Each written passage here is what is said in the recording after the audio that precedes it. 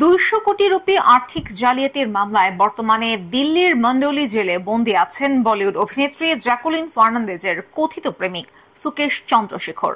সেখান থেকেই অভিনেত্রীকে চিঠি লিখে বেশ কয়েকবার হয়েছেন সংবাদের শিরোনাম।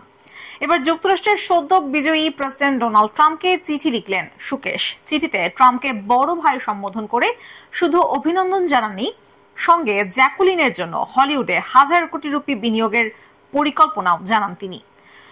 সুকেশ চন্দ্রশেখরের হাতে লেখা সেই চিঠির একটি কপি এসেছে ভারতীয় সংবাদ মাধ্যম হিন্দুস্তান টাইমসের কাছে। সেখানে যুক্তরাষ্ট্রের 60তম প্রেসিডেন্ট নির্বাচনে কামালা হ্যারিসের বিপক্ষে জয়ের জন্য ট্রাম্পকে অভিনন্দন জানিয়েছেন সুকেশ।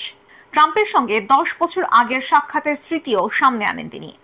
চিঠিতে সুকেশ লিখেছেন, মনে আছে 1 দশক আগে শেষ সাক্ষাতের সময় আপনি আমাকে একটি উপদেশ দিয়েছিলেন, পৃথিবী যেভাবে আছে সেভাবে গ্রহণ করুন বা এটিকে আপনার মতো দেখুন। সেই কথাগুলো আজও আমার কানে বাজছে। সবসময় আমাকে অনুপ্রাণিত করার জন্য আপনাকে অনেক ভালোবাসি ভাই।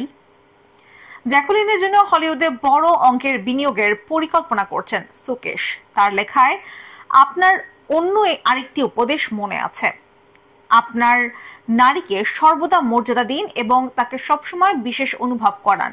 আমি এলএস হোল্ডিংস লস অ্যাঞ্জেলেসে একটি বৃহৎ স্টুডিওতে 135 মিলিয়ন মার্কিন ডলারের শেয়ার কিনছি। আমি এই কেনাকাটা চূড়ান্ত করেছি। আমার প্রেমিকা জ্যাকুলিনের জন্য আপনি আমাকে যে পরামর্শ দিয়েছিলেন ঠিক সেভাবেই আপনার নারীকে বিশেষ করে তুলুন। চিঠিতে সুকেশ আরও উল্লেখ করেছেন যে তার কোম্পানি এলএস হোল্ডিংস এবং এলএস গেমিং এলএলসি আগামী 2 বছরে যুক্তরাষ্ট্রে তাদের বিনিয়োগ বাড়াবে, যার পরিমাণ $500 মিলিয়ন। উল্লেখ্য, আর্থিক জালিয়াতির অভিযোগে 2015 সালে গ্রেপ্তার হন সুকেশ চন্দ্রশেখর। তখন থেকে তিনি মন্ডোলি জেলে বন্দী আছেন।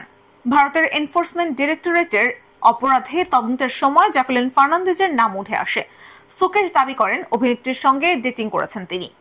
তবে জ্যাকুলিনের দাবি সুকেশ তার সঙ্গে বিশ্বাসভঙ্গ ও প্রতারণা করেছেন।